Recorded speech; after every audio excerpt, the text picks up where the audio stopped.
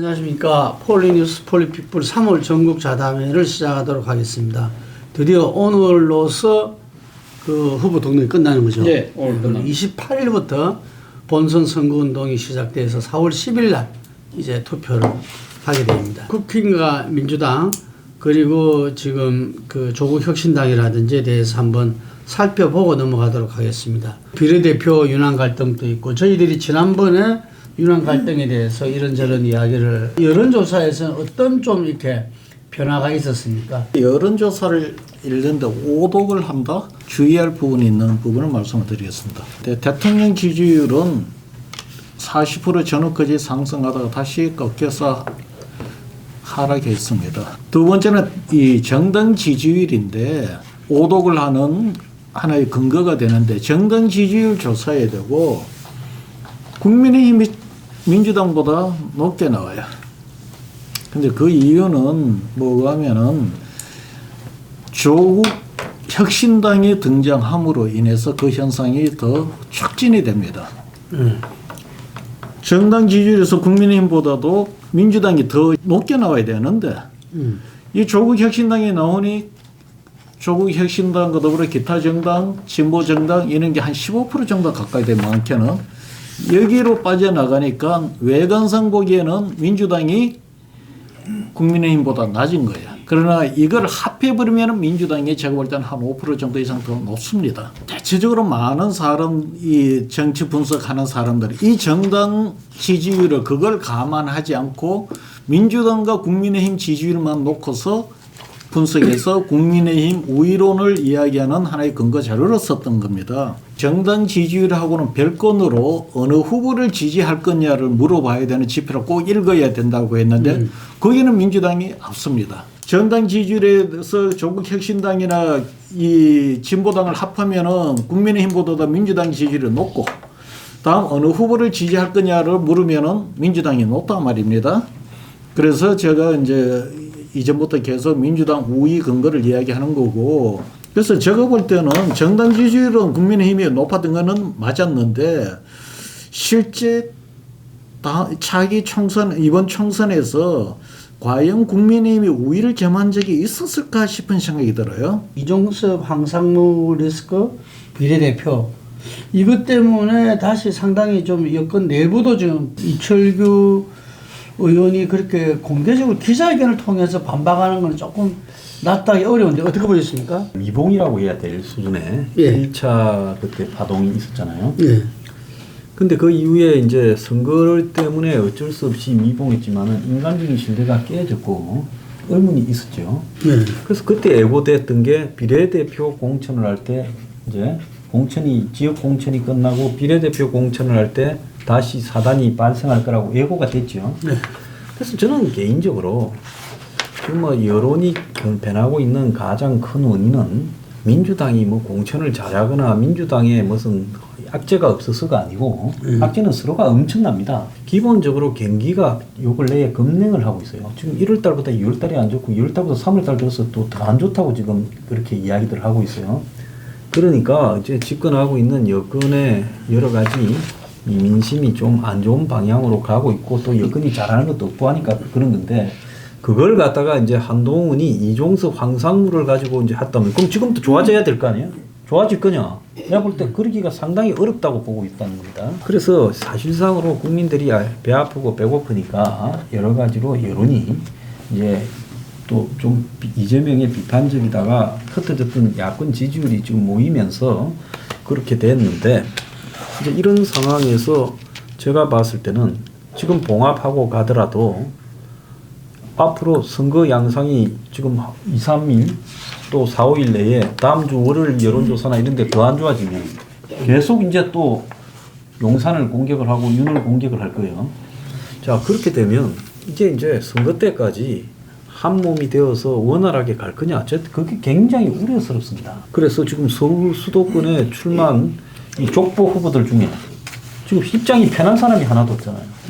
그러니까 그들이 지금 다 어려우니까 그런데 전체적으로 봤을 때 굉장히 어려운 선거가 될 거라고 지금 보입니다. 기자회견까지 하면서 이렇게 비례대표에 대해서 거한 것은 용산과 이야기 없고서는 뭐 그렇죠. 이해할 수 없는 거잖아요. 그건 뭐 저는 제가 봤을 때 윤석열의 뒤끝 장렬이라는 생각이 주기한 전 뭐 강주 시당위원장의 공천 배제 이 부분과 관련해서 지금 발간한 거 아닙니까? 그러니까 주기한이라는 사람으로 대표되는 이 이제 용산의 이 일종의 뭐랄까요 오더를 전혀 반영되지 않은 데 부분 반영 안 시킨 데 대한 상당한 그 이런 뭐랄까요 용산의 반발 이런 부분들을 아마 이철규 의원이 대변한 것이 아닐까라는 생각이 듭니다. 비례 같은 경우는 뭐 순번만 잘 받으면 누가 되는 부분이기 때문에 아무래도 용산 입장에서는 비례의 안정권에 소위 말하는 용산의 그러니까 지금 윤심이 담긴 사람들을 배제한다. 이거는 뭐 총선 이후에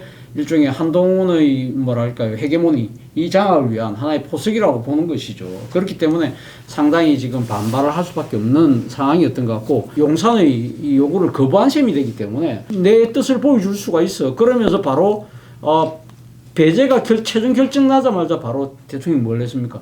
주기한 씨를 지금 뭐 민생특보를 바로 앉혔잖아요. 그리고 바로 그 모습을 다 언론에 공개를 해버렸잖아요. 그러니까 이거는 결국 주기한을 배제한 부분에 대해서 상당히 그러니까 지금 한동훈에 대한 분명한 일종의 뭐랄까 정치적 비토의 입장을 내보인 것이죠. 한국 정당사에 비대위원장이 대통령을 상대로 선거 국면에서 이렇게 싸운 일이 역사상 유례 없는 일이다. 저게 검사 DNA의 특징적인 문제라고 보는데요. 그러니까 이게 솔직히 말하면 이제 저 두 사람 관계는 제가 봤을 때 실질적으로는 끝이 났다는 겁니다. 그런데 같이 이제 이 공멸하면 나도 데미지가 오니까 용산이 일단은 지금 참을 수밖에 없으니까 참지만은 아마 이 들려오는 여러 메시지들을 보면 이빨을 아주 빠득빠득 갈고 있는 것 같아요. 한에 대해서. 윤석열 대통령이 도어스태핑 하다가 문 닫았잖아요. 네. 여러 비판 속에서. 그 바이든 날리면 바이든 날리면 그걸 계기로 해서 했지 실제로 도어스태핑에 대해서 문제 제기는 여권 내에서도 계속 있었죠. 계속 있어 왔잖아요. 오히려 이게 화를 부르킨다. 네. 한동훈 비대위원장 사실상 도어스태핑을 즐기고 있잖아요. 한동훈 지금 비대위원장은 조선 제일검이었다. 그러니까 검찰 중에서도 상당히 실력 있고 능력 있는 검사로 평가를 받아왔고. 그러니까 요즘은 예. 조선일보 제일검이다. 조선일보가 지낸 제일검이다. 그래서 조선의 앵커들이 막 나왔다. 3주가 채 안 남았죠 이제. 요 기간 동안에 우리가 총선에서 또다시 이 윤한 갈등이 뭔가 선거 실패를 갖다가 어떤 윤석열 대통령 때문이다. 예, 예. 이미 그렇게 몰아가는 것 같은데 요즘 언론 보도를 유행을 보면 어떻게 보면 국민의힘의 출마자다라는 이름을 빌어서 그런 이야기를 계속하고 지금 윤이 폭탄이다. 오늘 아침에도 그런 기사가 나왔대요. 언제 터질지 모른다. 그러니까 그런 기사들을 자꾸 이 플레이를 하면서 이 그렇게 낙인을 찍어가고 있는 모습이 확연하게 보여요. 그래서 이게 굉장히 위험하다고 저 보고 있습니다. 지금 뭐 발등에 부른 총선에서 어떻게 승리를 할 거냐의 부분이지 않습니까?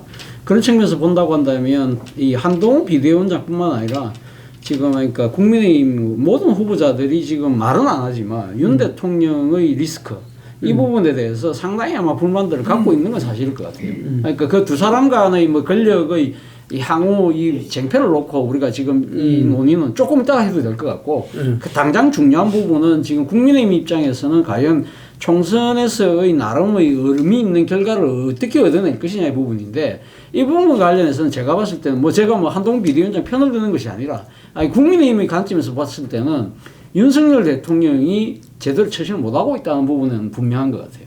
예를 들면 지금 사실은 그러니까 이 1차 윤한의 충돌 이후에 사실 그 다음에 물론 뭐 약속대로나 뭐 하여튼 뭐 그 한동훈 비대위원장이 뭐 이거 90도 폴드 인사하면서 뭐 그렇다고 하지만 제가 생각할 때는 상당히 현명하게 처신하는 건 분명하거든요. 결국은 윤석열 리스크를 관리 못하는 하면 뭐 이 상황에서 지금 한 20일도 안 남은 이 상황에서 이 상황 자체를 아직까지 제대로 봉합 못하고 그냥 이 상태로 가버린다고 한다면 저는 뭐 국민의힘은 총선 승리는 정말 어려워진다. 항상 뭐 그렇다 치고요. 네.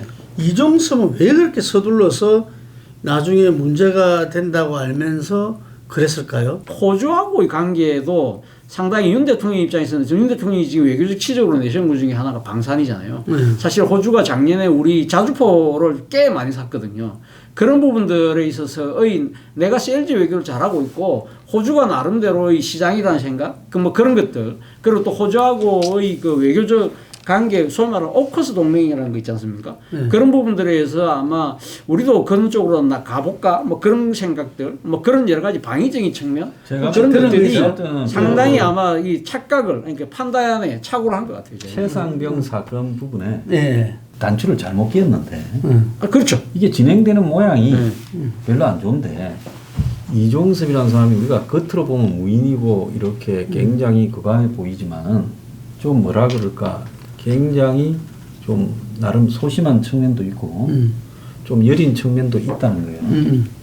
그러니까 이게 이제 선거 국면에서 저 양반을 이제 한국에 있게 했을 때 뭔가 조금 방향이 잘못되는 이런 부분들을 좀 불안해. 선거한다고 다 정신 없을 때 이제 조용히 멀리 좀 보내서 좀 일단은 시각에서 좀 벗어나게 하자라는 이런 작용이 됐던 걸 보이는데 처음부터 제가 봤을 때는 이 최상병 사건 처리 문제를 왜곡시킨 사람이 지금도 그렇게 한다고 해요. 그래서 내가 볼 때 윤 대통령이 이 부분에 대해서 처음부터 보고를 잘못 받은 쪽에 손을 들어주면서 지금 부담이 가중되고 있는 거 아닌가라는 그런 걸로.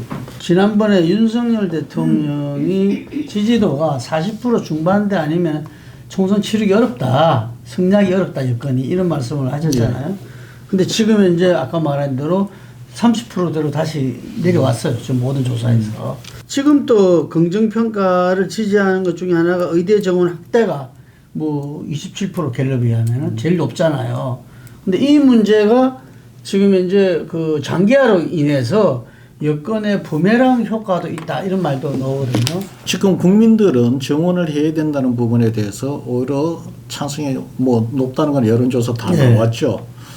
그럼에도 불구하고 왜 이 대통령 지지로 올라가는 것 동력이 커지지 않을까 이 부분에 대한 부분인데 의사 집단 행동은 국민들한테 동의를 못 받아야 뭐 거기 의사들은 안 되면은 뭐 딴 거 하면 되지 그러지만은 의사 그만두고 딴 거 할 수도 없고 의사가 환자를 팽개치고 지금 이렇게 가는 부분에 대해서도 국민 동의를 얻을 뿐만 아니라 의사 문제가 이게 부의 어떤 그 이 양극화 문제 또 이거 출산 문제와 관련이 되는 거여 갖고 의사가 절대적으로 불리하게 되어 있습니다. 해서 이 문제가 한 20일 남아 있는 선거 요 기간 이후에 다 어떻게 더 작용해서 윤석열 대통령한테 더 긍정적인 영향을 미칠 수 있는 여지가 있습니다.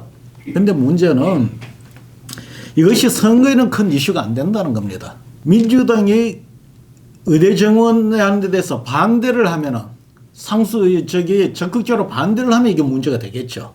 그런데 지금 보면 민주당도 처음에는 약간 그런 뉘앙스가 있다가 지금은 뭐 사실상 찬성하는 입장을 취하고 있다 보니 민주당도 사실상 찬성하는 거고 국민의힘도 찬성하는 거고 그러다 보니까 이것에 의해서 양당 그 양 진영의 선거에 영향을 미치지 않는다는 겁니다.